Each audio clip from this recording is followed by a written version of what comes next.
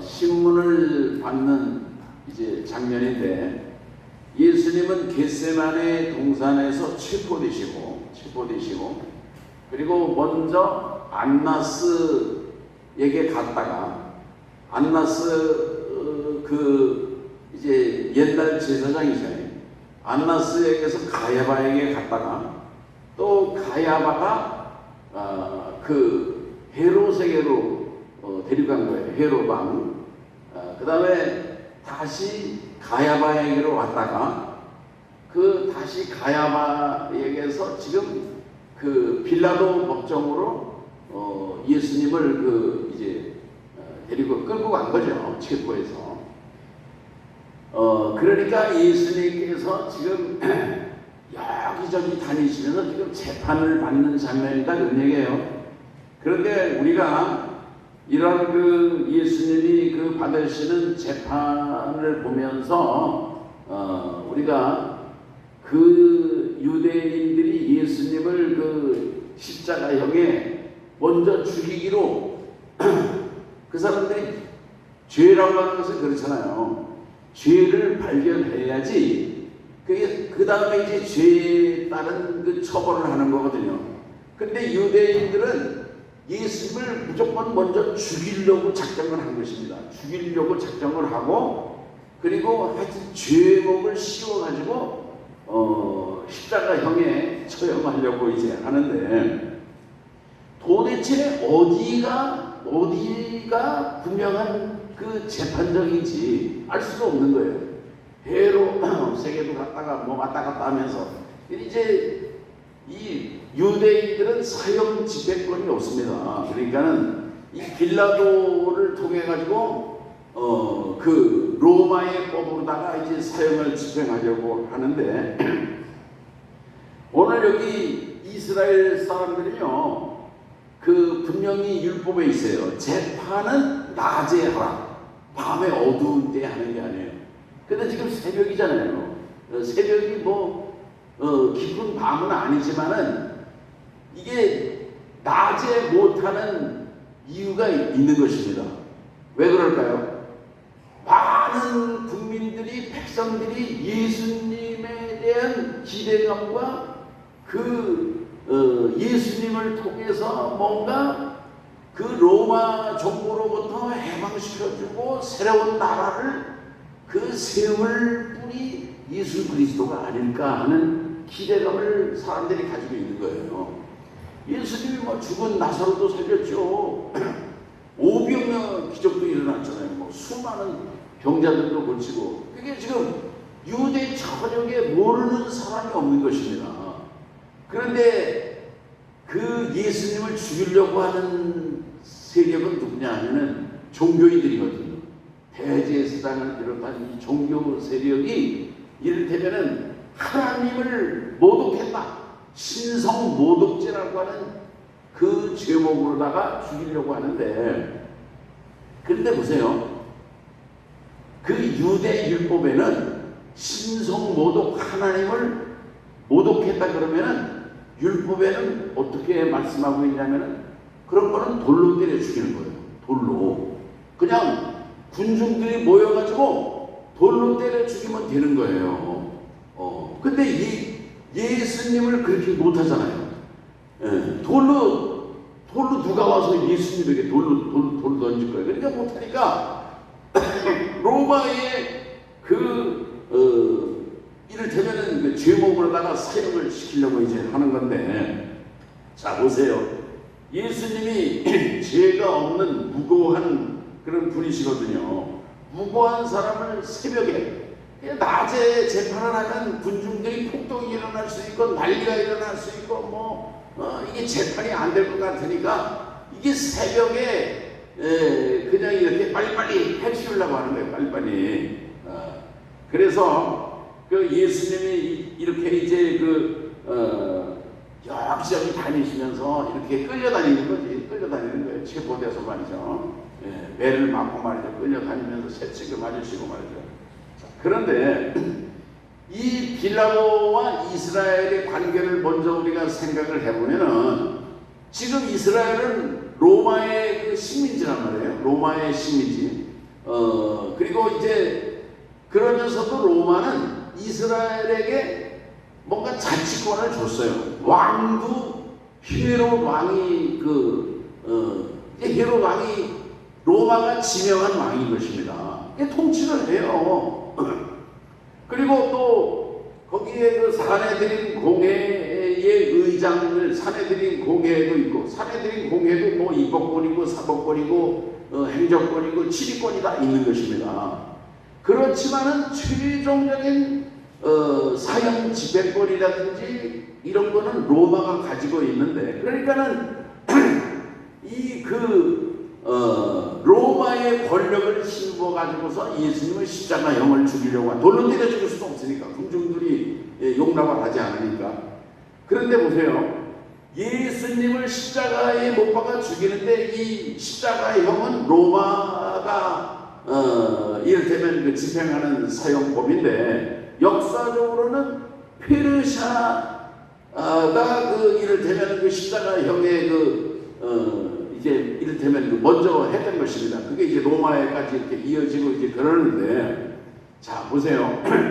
율법에는 십자가형이라는 게 없어요. 그런데 이거를 이제 신성 모독이라고 하는, 하나님을 모독했다 뭐 여러 가지 그런 모독죄로다가 십자가형을 이제 짊어지고 죽게 하는데, 사실 이거는 율법에 어긋나는 그런 이를테면 처형법이다, 그렇게 볼 수가 있는 것입니다. 여러 가지 이런 예수님을 이제 재판하는데 모순점이 있다고 하는 것을 제가 먼저 이제 말씀을 드린 거예요. 오늘 여기 보면은 33절에 빌라도가 이제 빌라도 법정에 들어왔으니까, 근데 보세요, 빌라도 법정에 예수님은 들어왔어요. 근데 예수님을 고소한 그 유대인들은 빌라도 법정에 안 들어왔어요. 왜 빌라도 법정에 안 들어왔느냐 하면은요, 지금이 6월절이거든요. 6월절 기간에 이방인의 그 집에 들어간다든지 이방인의 뭐 사무실에 간다든지 그러면은 이게 더럽히게 되는 거예요. 부정한 것이다, 이런 얘기예요. 그러니까는 예수님을 고소했으면서도 이 원고들은 빌라도 법정 안에 들어오지 않고 자기들은 정결하고 의롭게 깨끗해야 되니까, 그런 상태에서 6월절을 지켜야 되니까 자기들이 이를테면 그래서 예수님만 빌라도 법정에 들어온 거예요.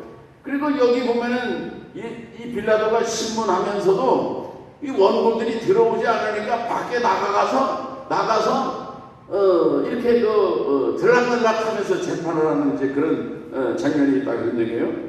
자, 그런데 보세요. 빌라도가 예수님을 향해서 뭐라고 질문을 하냐면, 네가 유대인의 왕이냐? 그렇게 물어보잖아요. 이게 정치적인 질문이거든요. 다른 공관복음서를 보면은 이 가야바는 대제사장 아닙니까? 가야바는 예수님을 만났을 때 뭐라고 물어보느냐면, 네가 메시아냐? 그렇게 물어봐요. 메시아냐? 이게 종교적인 질문이죠. 근데 이 빌라도는 네가 유대인의 왕이냐? 그렇게 물어보거든요. 네가 왕이냐? 유대인의 왕이냐? 이 질문이 왜 이게 중요한 질문이냐 하면은, 유대인의 왕이 지금 있어요. 누구냐면 헤롯이거든요. 이 헤롯은 로마 정부가 지명하고 임명한 왕인 것입니다. 권세를 로마로부터 받아서 지금 유다 나라를 통치하고 있어요. 그런데 예수님이 왕이다 그러면은 이게 로마 정부에 대항하는 왕이 된다, 그런 얘기예요. 그러니까 그러면은 이거는 이제 범법에 해당이 되는 거니까 이제 그런 질문이다, 그런 얘기죠. 오늘 우리들이요, 왕국이 되려고 그러면은, 왕국을 헬라어로는 뭐라고 하냐면 바실레이아라고 그러는데, 또 왕은 바실리우스 그래요. 말이 이제 비슷하고 이제 그런 의미인데, 왕국이 되려고 그러면은 한 나라가 되는 데 있어도 국민이 있어야 되고, 그 다음에 또 영토가 있어야 되잖아요.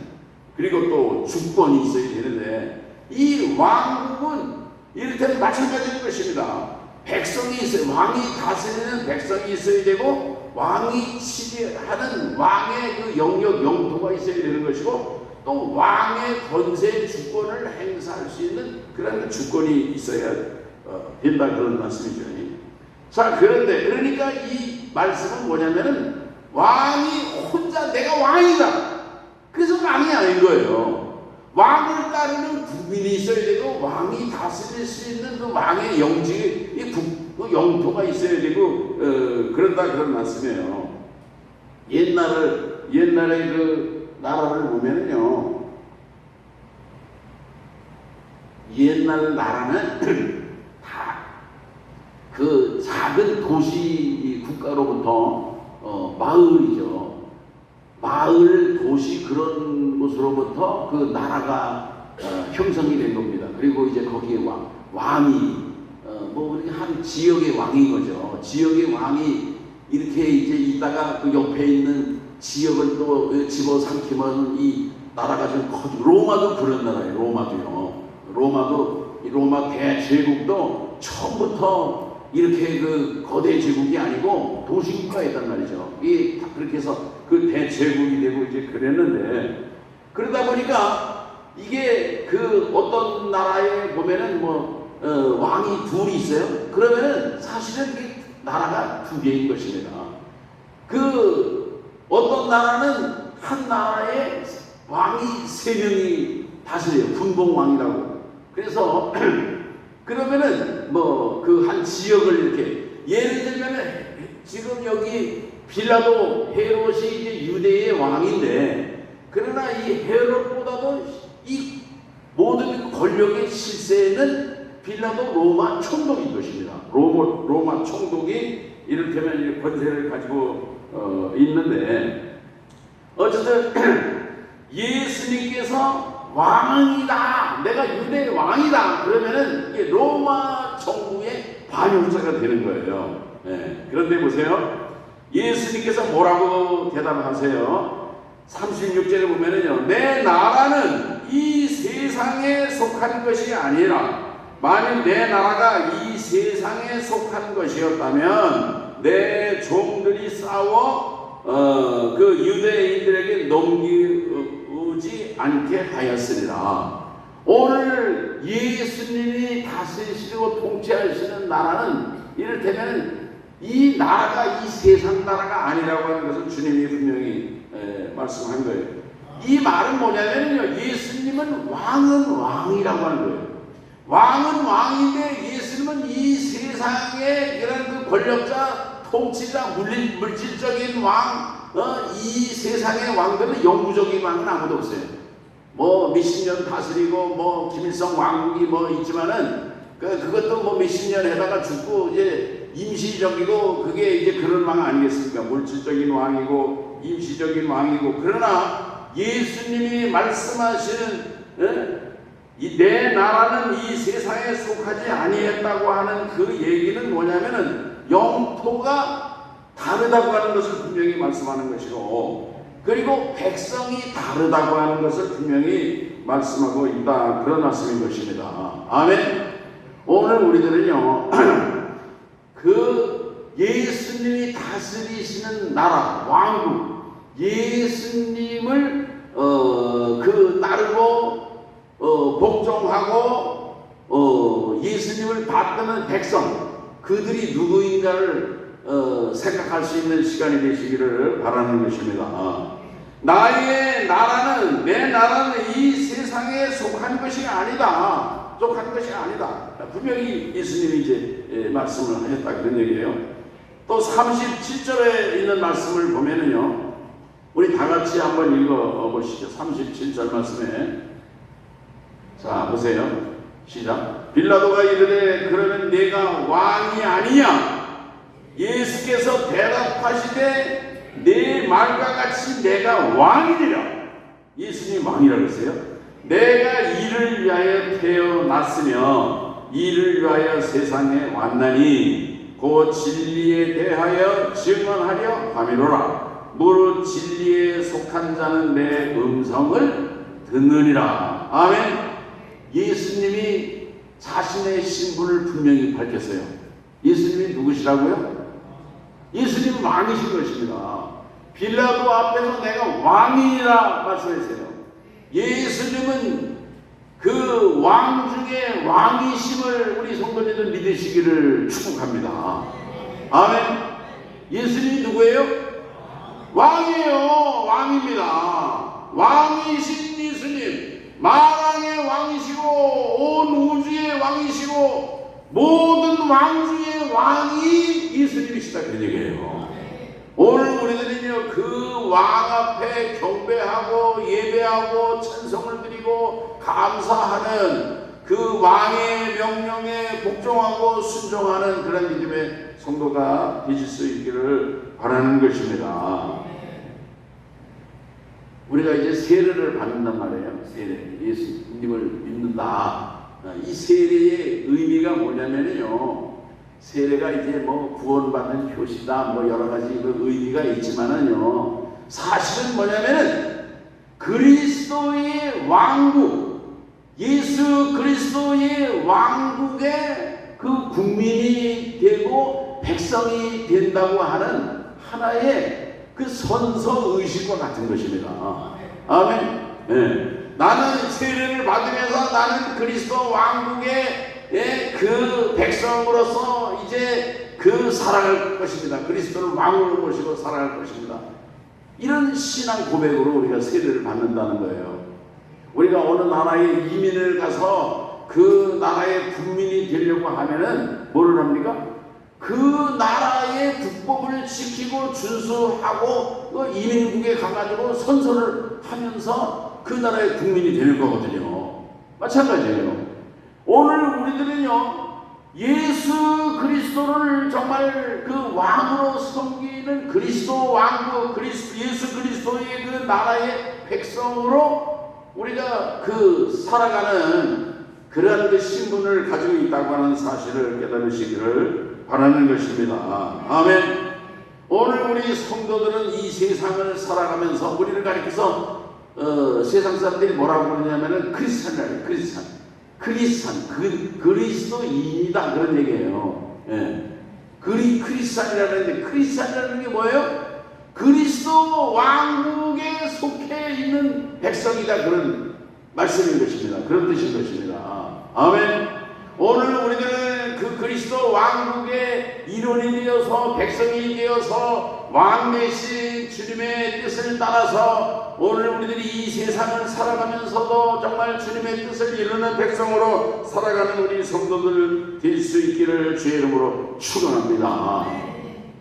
예수님께서 이 세상에 오셔서 복음을 전하실 때 그 처음에 뭐라고 그러냐면 회개하라 그랬어요. 회개하라, 천국이 가까웠느냐 그랬어요. 이 회개하라 이런 말 속에는요, 우리들은요, 회개를 하면은 그냥 눈물 흘리고 뭐 콧물 흘리고 뭐 지나온 과거를 뭐 후회하고 한탄하고 뭐 그러는 것으로 생각을 하는데, 이 회개하라고 하는 의미는요, 사실은요, 거기에 군사적인 의미가 있다는 것을 우리가 생각해야 됩니다. 예를 들면요, 적들이 침략해 왔어요. 자, 너희들 이제부터는 새로 내가 이 나라를 치리하고 통치할 군림할 것이다. 나의 법을 따르라. 내 말을 들어라. 그러면 이를테면 그 다짐하고 순종하는 것, 그 결단하는 것, 이를테면 이것이 회개다, 그런 말씀이에요. 이해가 되십니까? 쉽지 않은 것 같아요. 지금은 세상에서 이를테면은 세상의 법을 따르고 뭐 여러 가지 이 세상의 가치도 많이 있잖아요.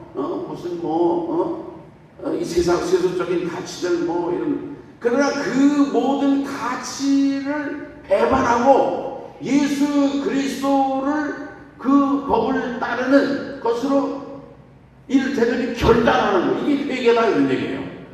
과거에 내가 따르고 과거에 좋아했던 세상, 그렇게 추구했던 가치, 그런 거를 배반하고 예수 그리스도의 가치, 예수 그리스도가 주시는 교훈, 덕목 이런 거를 따르기로 결심하는 것, 이게 회개다 그런 얘기예요. 아멘.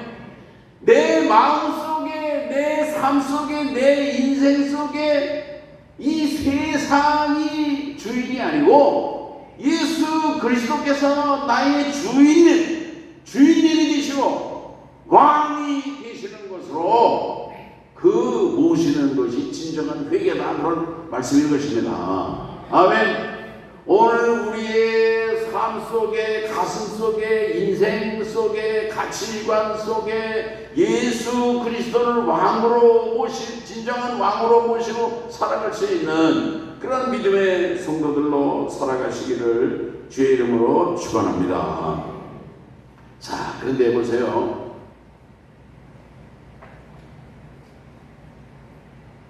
이 빌라도는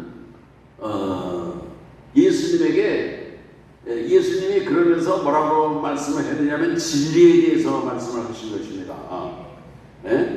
내가 세상에 왔는데 진리에 대하여 증언하러 왔다 그랬거든요. 진리에 대해서. 너는 진리에 속한 자가 내 음성을 듣는다, 그렇게 말씀했어요, 예수님이. 그러니까 이 빌라도가 뭐라고 물어보느냐면, 그러면 진리가 뭐냐? 그렇게 물어보는 거예요. 한번 해봅시다. 진리가 무엇이냐? 우리 성도님들은 진리가 무엇이라고 생각하십니까? 근데 빌라도는요, 로마의 정치가이면서 군인이거든요. 군인. 그런데 이 로마의 그 정치 철학은 뭐냐면은 강자의 철학이에요. 힘 있는 자의 철학인 것입니다.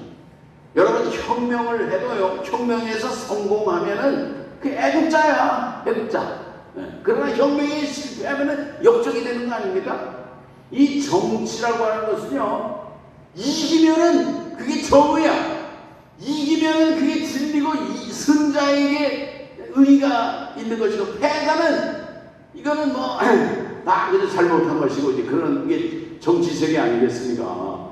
로마의 정치 철학은, 이 빌라도가 가지고 있는 정치 철학은 강자의 철학인 것입니다.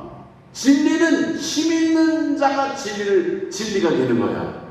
그런데 이 빌라도가 예수님을 재판을 하는데, 우리들은 예수님을 뭐 하나님의 아들이요 대단하게 생각하지만, 그러나 빌라도가 권좌에서 내려다볼 때에 예수님이 어떤 사람이에요? 갈릴리에서 온 33살의 젊은 청년에 불과한 것입니다. 초라한 갈릴리에서 온 33살짜리 청년. 그것도 보세요. 예수님이 3년 동안 막 이렇게 진리를 가르쳤어요. 근데 지금 예수님이 지금 십자가형을 이제 천고를 받고 그 죽을 위기에 처해 있는데, 그 예수님에게 나도 같이 따라서 죽겠다고, 목숨을 버리겠다고, 그런 사람이 한 명도 없어요. 그러니까 이 빌라도가 예수님에게, 그럼 진리가 뭐야? 혼자 서 있는 갈릴리 청년 예수님에게 진리가 무엇이냐, 그렇게 물어봤다는 얘기예요. 그러니까 이 빌라도로서는 도저히 예수님이 말씀하시는 진리를 이해할 수가 없었다는 얘기예요. 오늘 이 세상을 살아가는 수많은 사람들도 진리에 대해서 많은 사람들이 동의하고, 많은 사람들이 지지하고, 많은 사람들이 가는 그곳이 진리의 길일 것이다, 그렇게 생각을 해요. 그러나 오늘 우리들은 예수님, 빌라도 법정에 홀로 그 외롭게 서서 재판을 받으시는 예수 그리스도가 유일한 진리라고 하는 사실을 깨닫는 우리 성도님들 되시기를 바라는 것입니다. 아멘. 진리라고 하는 것은 많은 사람들이 동의함으로 진리가 되는 게 아니에요. 진리가 되는 것은 그것은 수많은 권력자들이 정치적인 능력에 의해서 많은 물질적인 돈이 투자되는 것으로 인해서 진리가 되는 것이 아니라고 하는 것을 예수님은 이 빌라도 법정에서 오늘 우리에게 진리가 무엇인지를 분명히 보여주고 있다고 하는 깨달음과 지혜를 얻는 우리 성도들 되시기를 축원합니다. 아멘. 예수님만이 참된 진리요 생명이 되신다고 하는 사실을 믿으시기 바랍니다. 아멘. 빌라도가 볼 때에는 예수님이 참 부럽죠. 초라하고 말이죠. 예수님을 지지해주는 사람이 누가 있습니까? 요즘에도 보면 누가 재판을 받는다 그러면 사람들이 막 아우성거리고 동조자들이 막 피켓을 들고 지지자들이 막 나서는데 예수님은 지지자가 아무도 없어요. 다 도망가버리는 거 아니죠. 다. 예수님이 얼마나 고독하고 얼마나 쓸쓸하시고 유명한 D.L. 무디라고 하는 그런 분이 이때가 예수님이 가장 고독했을 때, 가장 힘들고 비드로에도 막 예수님, 나도 예수님하고 같이 죽였습니다 했더라면은 예수님이 얼마나 위로를 얻으셨을까요? 그 얘기를 하더라고요. 아니 나사로도 죽었고 나사로는 살려졌는데 이 나사로도 말이지 이런 때에 나타나서 이 예수님이 참 하나님의 아들입니다. 나를 죽은 나를 살려주신 분입니다 했더라면은 얼마나 좋았겠냐 그 얘기. 근데 예수님이 이때야말로 그야말로 가장 외롭고 힘들고 고독했던 순간이 예수님에게 이때가 아니었을까. 그 성경에 주석하는 사람들이 그렇게 주석을 한 것입니다. 아멘. 오늘 우리들은 분명한 깨달음을 가져야 될 줄로 믿습니다. 많은 사람들이 그 사람을 떠받들고 우러러보고 훈장을 주고 박수를 치고 그래도 하나님 앞에서 죄인이면은 죄인인 거예요. 아멘. 모든 사람이 죄인이다 해도 우리 주님께서 인정해 주시는 의인이라면은 의인인 것입니다. 아멘. 오늘 우리들은 예수님이 정말 그 쓸쓸하고 얼마나 힘들고 고독한 모습으로 서 계십니까? 오늘 우리들은요, 이 세상을 살아가면서 하나님 앞에서 의인이면 의인이 되는 거예요. 사람이 몰라주고, 이 세상 사람들이 그저 거들떠보지도 않고, 그저 돌아보지도 않고, 함께 동조해주는 사람이 없다고 할지라도, 주님을 바라보고, 주님의 정말 인정 가운데 주님 앞에 순종하고 복종하는 그런 삶을 살아가시는 예수님이 그렇게 살아가셨어요. 하나님의 뜻을 이루기 위해서 오늘 빌라도 법정에 서 계시는 것입니다. 오늘 우리들도 이렇게 담대한 주님과 같은 모습으로 오늘 우리가 진리를 사수하고 믿음을 지키고 오늘 우리의 삶의 자리에서 승리하시는 우리 성도들 되시기를 주의 이름으로 축원합니다. 하나님 아버지 감사합니다. 빌라도 법정에서 재판을 받으시는 예수님 모습 속에서 오늘 우리들은 수많은 사람들이 예수님을 십자가에 못 박으라 하고 이제 정말 결국은 고독한 길로 예수님이 이제 처형을 받으시게 되지만 그러나 예수님은 참 진리이시고 하나님의 거룩한 뜻을 이루기 위해서 순종하신 그런 모습을 기억하며 오늘 우리의 삶 속에서도 이제 정말 주님 앞으로 주님 앞에서 참으로 인정받는 믿음의 성도로 살아갈 수 있도록 인도하시고 축복해 주시옵소서. 예수님의 이름으로 기도합니다.